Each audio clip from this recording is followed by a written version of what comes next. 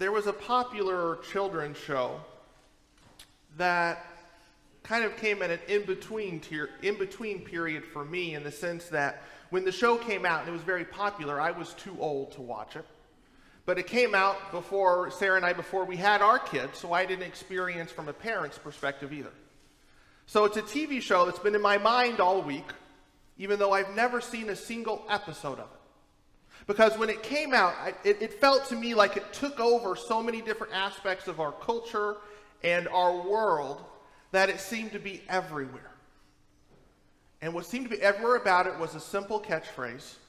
And I'm going to give a test, and if you know it, if you know the response, just shout it out. Can we build it? Yes, we can. Yes, we can. From Bob the Builder. Right, a children's show about building different things. Can we build it? Yes, we can. And if we look at that, if that's in the back of our mind looking at the scripture today, in a sense, David says, God, can I build it? And God says, no. No, you can't. And it's important for us to know the context of this. As we've been going through the Old Testament this fall, what I typically try to do is try to fill in the gaps from one reading to the next. We had such a large jump that I'm not even going to try to do that from 2 weeks ago or last week to this week. What's important to know is that Israel in the Old Testament has been established, that they had a king, and then that king made a lot of mistakes, and then they had David. And David did some great things, and he also ends up having some mistakes. But we're at this point where Israel is established, and David and his kingdom is established, and it's at a time of peace, and David's looking around and sees all the homes that they have, but that God doesn't have a temple, a house yet. And David, I think his intentions here are good, saying, God, it's time to build you a house. I want to build it. Can I build it? And God says, no. No. But what's got to happen is your house, your next generation is got to build me that house. Your house will build my house. And if we look at this, because we're about 3,000 years removed from this story, and if we look at the promises of the peace that is to come and the temple that will be built and stand, if we look back, if we know our history, biblical or worldly history, we know the temple was built, destroyed, rebuilt, destroyed, rebuilt, destroyed. And do we currently have a temple? No. Haven't had a temple for almost 2,000 years. So if we're looking at what is the house of this promise? What does it mean to be the house of David? If we keep going through the genealogy, what we see in the New Testament, you know what the house of David leads to? Christmas Eve, Jesus Christ, right? So if we look at your house will build my house, and what does it mean to be God's house? As we talked about earlier a few minutes ago over here, that God is not just in one place, but that God is everywhere. What is it that we are called to build? That's a question that we've been talking about in this church very intentionally over the last 10 months. That it started with the retreat from session, with elders who were finishing their term last year and ones that were coming on this year. And the question was centered around not what do I want to build or what do we want to build, but what does God want us to build? If God is calling us to build, to create something, what should it look like? What should it be? What should be our founding pillars so that we know we're building the right thing? And we asked the congregation, you all over the summer, to be a part of this discovery, this discernment process with us. Saying that if we're going to build this community, this metaphorical house, what are the 4 rooms we got to have in it? What is God saying are the 4 rooms we have to have in it? As we are building up, as we are the next generation, many generations, but a following generation, following in the house of David through Jesus Christ, what is this supposed to look like? What does God want this to look like? So through these last 10 months, through this process, Session has created, with input from many in this church, the mission statement, the guiding light, if you will, for us to know what it is that we're building. I'm going to invite you to read along with me. If you've looked through your whole bulletin already, you may have already seen it. If you're on one of the committees or deacons group that's discussed it, you have already seen it for sure. But I'm going to ask you to turn to where the page that has the announcement pictures right in the center of the bulletin. And our mission statement is the top section above it. It starts in blue and it includes what is in purple. And I'm going to invite you to read this along with me. We ready? Receiving, living, and sharing the grace given to us. You are most welcome here. We invite you to share in our faith journey as we walk and grow together. We are committed to encouraging one another along the way as we seek to experience, express, and extend God's unconditional love. So if we read this and we think, okay, what does this mean? How exactly did we get here? How are we looking at these individual phrases or sentences? I want to learn a little more about it. We're going to have that opportunity right now. We have 3 ruling elders from session. We have Kevin McDermott, Kathy Winterstrom, and Rogers Malone. They're going to each introduce and say a little more about each section here in our mission statement. Kevin?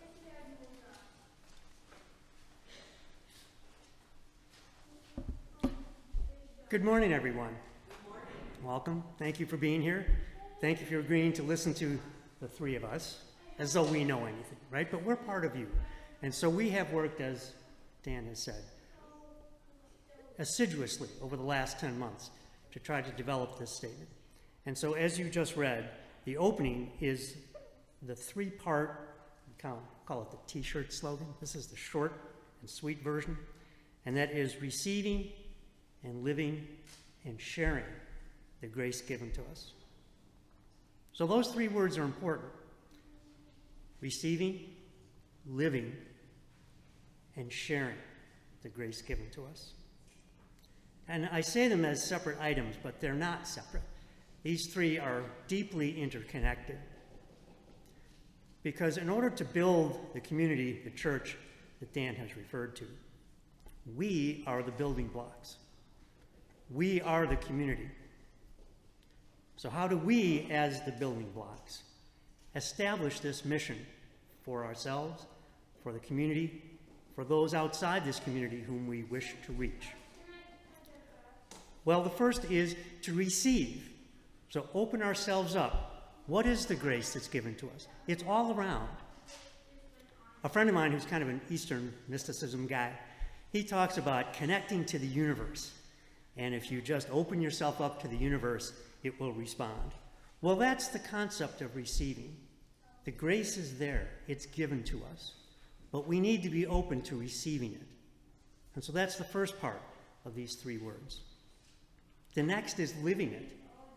Well, once it's in you, how do you allow that to govern your own life or to guide your own life? And that's an individual thing. Each of us has to determine, what does that grace allow us to do? In my case, just as a quick example, I mentioned as a prayer request a couple of weeks ago, a friend of mine who had a very serious heart condition had to be rushed to the hospital and spent 4 days in the ICU. And the irony there is that she and I had kind of a bad falling out a few months prior. And I got this call that she was in the intensive care unit. So I went to see her every night that she was there. And I thought, to me, that's living it, right? Here was someone, a longtime friend, and despite, with every friend, you have problems. Despite having had a falling out, the grace that I received said, no, this is a longtime friend. You have to go see this person. And so that's living the grace that we receive. And the last part, of course, is sharing. And sharing is, I think, this central concept here. Because although each of us wants to improve individually, and there's great value in that, it really counts when we can share that with others around us. And not just within our congregation. Share it at work, share it in your neighborhood, share it wherever you go. And that's really the essence of what we're trying to accomplish here, I believe, as a community, as a church, to get ourselves to the point where we have received, we have learned how to live, and now the final part of that, we have learned how to share that with all around us. And so that was what we were thinking, and that's how we're going to try to progress as a church as we go through the rest of the time we have together. So thank you, and I will turn it over to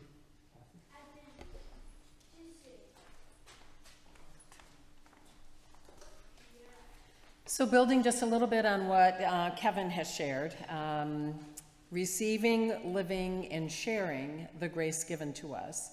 As we live into that mission, our mission, we share, as Kevin said, with each other and with anyone seeking a family and faith who might find their way to PCWS. And I would like to build on the first two taglines after, or that are part of this mission statement. The first, you are most welcome here. And we invite you to share in our faith journey as we walk and grow together. You is everyone, anyone, you, here, online, in the communities in which we live, serve, and partner. All are welcome here. And as a faith community, we aspire to continue to welcome and nurture each other and to continue to extend that warmth and care to others. So together, continuing to build our PCWS house, our church community. And as a family of faith, we will continue to find ways to live into the invitation to walk and grow together along our individual and collective faith journeys with an intentional emphasis on together, on building community, on learning together. That was one of the most important parts of our conversation as session, and that has been one of the primary recurring themes in our listening sessions with all of you, is that there is definitely a need and a desire to walk together in this next stage of our journey. So each committee has already begun conversations around discerning ways in which to deepen our connection to each other and expand our outreach to those who may be waiting for our call. And so we are very much looking forward to sharing this next stage of our journey together with you all.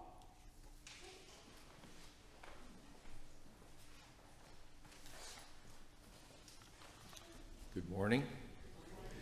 My portion is the latter portion, which reads like this.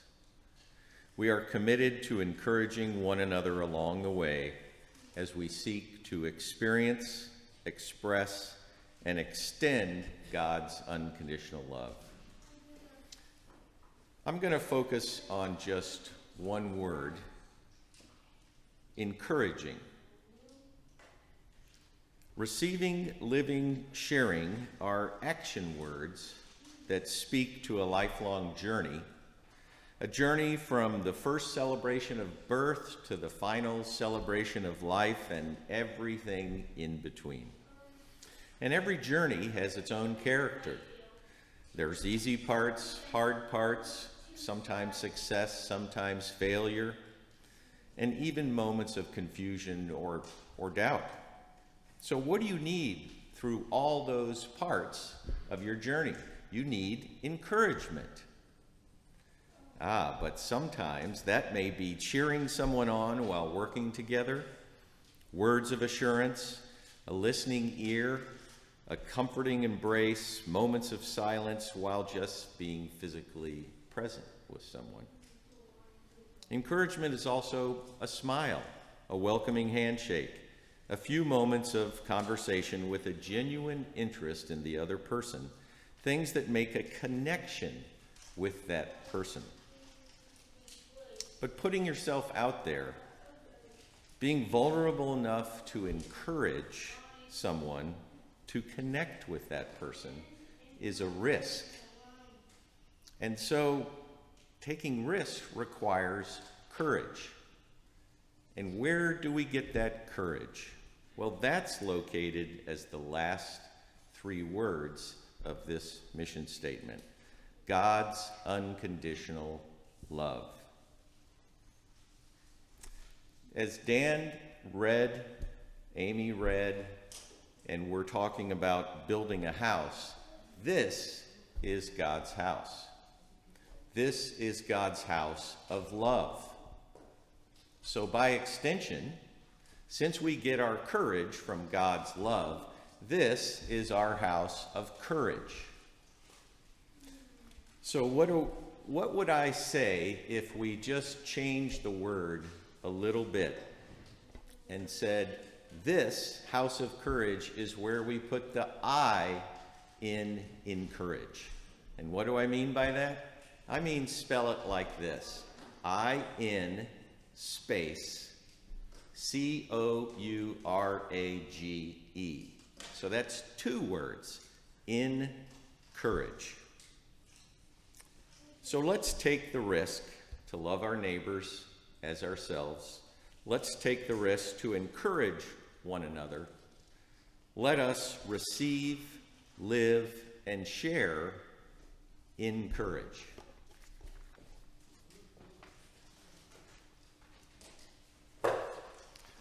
Thank you, 3, and thanks to the session that has put countless hours and late meetings over this last year into working and listening and in prayer and in discernment to lead us to this point. But it's really important to emphasize that this is not a finish line for us. It might be a spot like on the marathon where you know you're at a point and you grab a cup of water and you take a sip, or you pour it over your head for relief, and you keep going. So maybe we're asking, okay, so this is a mission statement. What do we do with it? What we're not got to do is put it in a filing cabinet and lock it away. We're not got to get a plaque and put it on a shelf that ends up in a closet, out of sight, out of mind.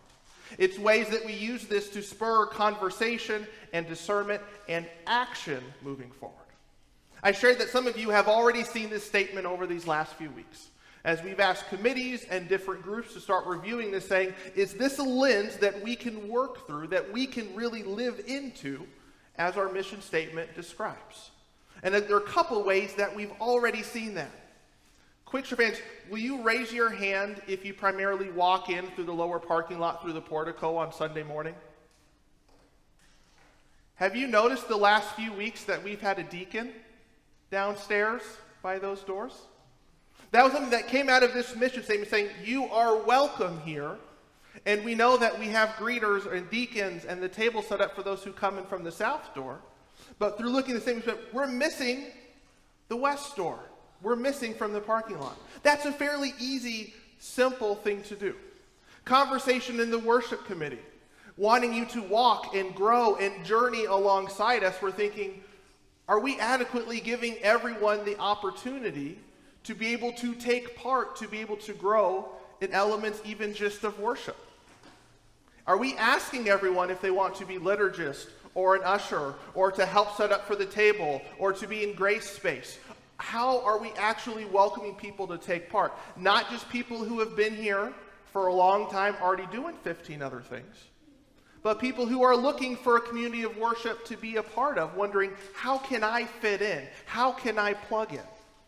Are we making it easy to plug in? Or are we unintentionally making it harder than it needs to be? We've seen that by the way we ask, and that we've been intentional out of these conversations from even asking new people to help serve communion.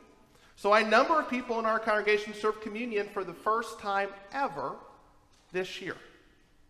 And now we're looking at what are the ways that we can be able to invite and to be intentional that we are walking and growing and learning together. So I cannot emphasize enough that this is the very starting point, but it is going back even 3,000 years ago in Scripture, with God telling David that building is coming, that the generations to come will need to build. We know from looking at the church in our world that the church needs to build. So we are praying that with God and with this statement that is inspired by God as our guide, that we are going to start building in a way that we have not before. So I have one question for you. Can we build it? Yes, we can. Amen.